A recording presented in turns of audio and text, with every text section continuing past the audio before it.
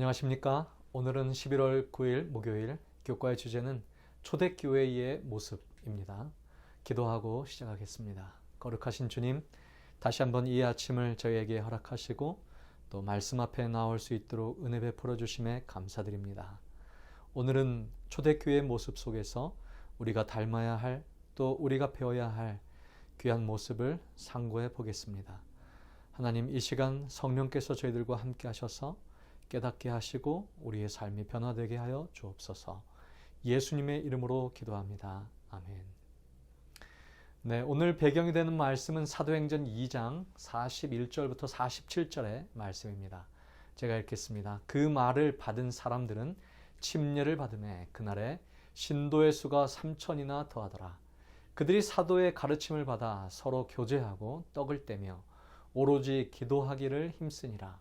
사람마다 두려워하는데 사도들로 말미암아 기사와 표적이 많이 나타나니 믿는 사람들이 다 함께 있어 모든 물건을 서로 통용하고 또 재산과 소유를 팔아 그 사람의 필요를 따라 나눠주며 날마다 마음을 같이하여 성전에 모이기를 힘쓰고 집에서 떡을 떼며 기쁨과 순전한 마음으로 음식을 먹고 하나님을 찬미하며 또 온 백성에게 칭송을 받으니 주께서 구원받는 사람을 날마다 더하게 하시니라. 오순절 성령의 강림으로 교회는 폭발적인 성장을 이루고 있었습니다. 그날에 침례를 받은 이가 3,000명이었고 많은 이들이 교회로 들어왔습니다.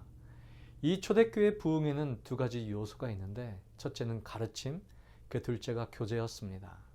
사도들의 첫 번째 사역은 가르침의 사역, 새로운 신자들에게 말씀을 가르치는 것이었습니다. 42절의 말씀에 보면 그들이 사도의 가르침을 받아라는 말씀이 나옵니다. 그들이 가르친 것은 자신의 생각이나 개인의 철학이 아니고 오직 예수 그리스도의 생애와 구원의 사역, 즉 복음만을 가르쳤습니다. 이것이 초대교회가 순수성을 유지하는 밑거름이 되었던 것이죠. 그렇습니다. 초대 기독교 교회의 핵심 기능은 제자 훈련이었습니다. 가르침, 진리에 대한 탐구, 말씀의 연구에 대한 뜨거운 열정, 그것이 초대교회의 부흥의 기초였습니다. 그리고 두 번째가 바로 교제, fellowship, 또 헬라어로는 코이노니아입니다.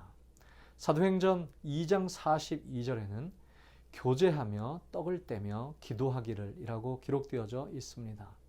문자로 배운 진리 혹은 책에서 배운 교리, 교실에서 배운 진리로 그치는 것이 아니고 그 배운 진리들을 삶 속에서 어떻게 적용하며 실천하는지를 그들은 직접 눈으로 보고 배워야 했습니다. 그것이 공동체 생활을 통해 나타나야 했던 것이죠. 사람들에게 무엇을 하라고 말을 하면서 어떻게 해야 하는지 알려주지 않는 것은 결코 좋은 교육이 아닙니다. 책을 읽고 수많은 설교들을 온라인에서 접하면서 그것이 삶에서 공동체 안에서 경험되지 않으면, 실천되지 않으면 의미가 없다는 것이죠. 사람들이 그것을 직접 보고 그것을 따라 하는 것, 삶의 모본을 따라 배우는 것, 그것이 최고의 교육입니다. 바울은 이 사실을 알고 제자들에게 자신이 예수님을 본받은 것처럼 그들도 자신을 본받으라고 가르쳤습니다. 우리가 섬기고 우리가 함께하는 교회의 모습이 지금 그런 모습입니까? 사랑에 대한 수많은 설교들이 매 안식일마다 선포되지만 진정 그 사랑이 숨쉬는 교회입니까? 믿음에 대한 수많은 공부들이 매 예배 때마다 선포되지만 우리의 삶에서 진정으로 그 믿음이 실천되고 그것이 다른 사람이 본받을 만한 것입니까? 44절 45절에는 믿는 사람이 다 함께 있어 모든 물건을 서로 통용하고 또 재산과 소유를 팔아 각 사람의 필요를 따라 나눠주고 라고 기록되어 있습니다. 모든 물건을 서로 통용하였다는 의미는 개인 재산 소유를 완전히 허물었다는 의미가 아니고 유무상통하는 모습이 마치 자신의 소유에 대한 욕심이 전혀 없는 것처럼 보여졌다는 말씀일 것입니다. 그것은 공산주의를 실행하자는 의미가 아니라 형제의 부족함을 안다면 자신의 것을 아낌없이 내어주는 근본적인 사랑의 정신이 교회에서 실행되어야 함을 말해주고 있는 것이죠. 초대교회 성도들은 대부분 가난하고 비천한 계층의 사람들이었습니다. 따라서 교회의 재정도 빈약했을 것이고 정치적인 배경을 가진 사람들도 많지 않았을 것입니다. 그럼에도 성도와 성도가, 목회자와 성도가 자신의 것을 아낌없이 나누며 주 안에서 굳게 연합하였던 것입니다. 그것이 오늘 2023년 우리가 속한 교회에서 일어날 수 있는 일일까요? 나의 재산, 나의 물질이 최고의 가치를 지닌 지금 이 시대에 아낌없이 자신의 것을 타인에게 베풀어 줄 수 있을까요? 사도행전 2장 46절 47절의 말씀엔 날마다 마음을 같이하여 성전에 모이기를 힘쓰고 집에서 떡을 떼며 기쁨과 순전한 마음으로 음식을 먹고 하나님을 찬미하니 또 온 백성에게 칭송을 받으니 주께서 구원받는 사람을 날마다 더하게 하시니라. 사도들의 가르침은 위의 말씀처럼 그들의 실생활에서 철저하게 적용되고 실행되었습니다. 교회라는 말 자체가 주님께 부름받은 사람들의 모임이라는 말입니다. 우리의 신분이 다르고 혹 계층이 다르고 출신이 달라도 교회 안에서, 주님 안에서 영원한 형제 자매가 된 것을 알고 서로 간의 사랑으로 교제한다는 것을 우리에게 가르쳐 주고 있습니다. 그런 교제가 없다면 교회는 교회가 아니라 극장 정도가 될 것입니다. 목회자의 설교만 듣고 끝나기가 무섭게 뿔뿔이 흩어지는 교회가 아니고 극장 아니겠습니까? 그런 교회는 사탄이 조금만 시험을 가해도 크게 흔들리는 교회입니다. 우리는 서로가 서로의 연약한 점을 이해하고 서로를 포용하며 하나 되는 노력을 절대로 그쳐서는 안 될 것입니다. 교회는 박물관 정도가 아닙니다. 옛날을 추억하고 뒤돌아보기 위해서 한두 번 거쳐가는 것이 결코 아닙니다. 교회는 또한 경기장도 아닙니다. 몇몇 사람만 열심히 뛰어다니고 나머지는 관중석에 앉아서 응원을 하거나 야유하는 것이 결코 아닙니다. 교회는 7일에 한 번 열리는 장도 아닙니다. 필요한 것만 챙겨서 떠나는 곳이 아니고 교회는 대합실도 아닙니다. 잠시 모였다가 각각 다른 목적지로 향해 흩어져 버리는 것이 결코 아닙니다. 교회는 물웅덩이도 아닙니다. 날마다 생수가 흘러서 갈증을 해결해 주는 곳이어야 합니다. 교회는 또한 피난민 수용소도 아닙니다.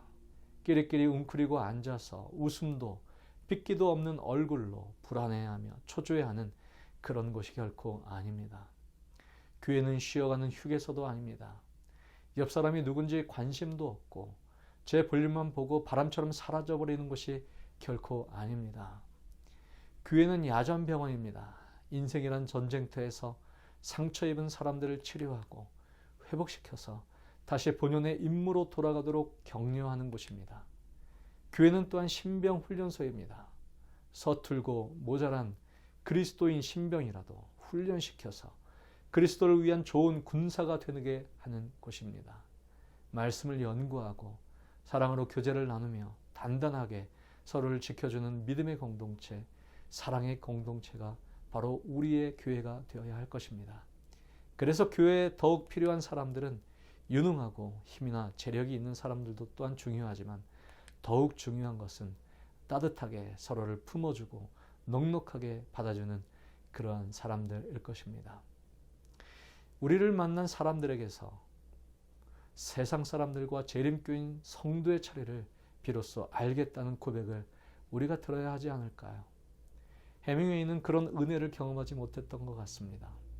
신앙이 독실했던 그의 부모는 아들의 방종한 삶이 싫었습니다.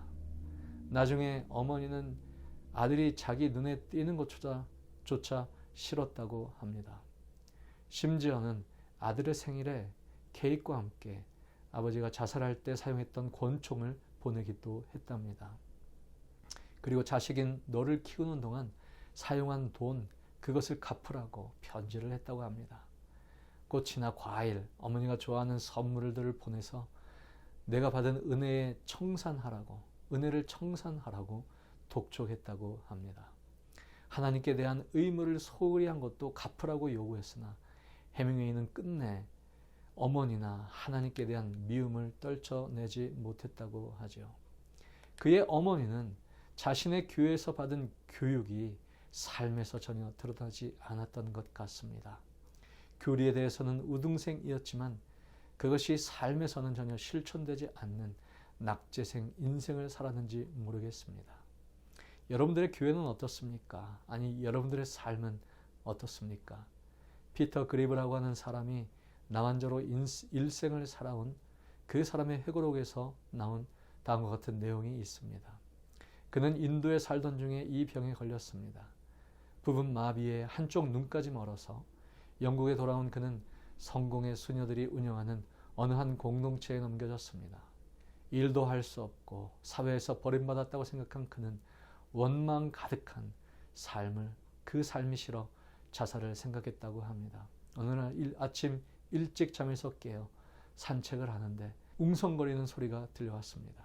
가까이 가서 보니 수녀들이 성당 안에서 환자들의 이름을 벽에 붙여놓고 기도하고 있었습니다. 그 중엔 자신의 이름도 거기 있었습니다. 그는 그 순간 자신이 세상에 혼자가 아니라는 생각이 들었습니다. 은혜를 느낀 것입니다. 여러분, 교회는 은혜의 공장이 되어야 합니다. 우리가 배운 하나님의 진리의 말씀들이 살아 움직이는 사랑의 공동체가 되어야 합니다. 그래서 누구라도 이 교회 안에 들어오면 평안을 누려야 합니다.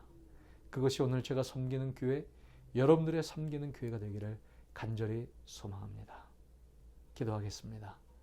거룩하신 주님, 우리의 오늘 가르쳐 주신 귀한 교훈들을 우리의 삶에서 꼭 실천할 수 있도록 도와주시옵소서.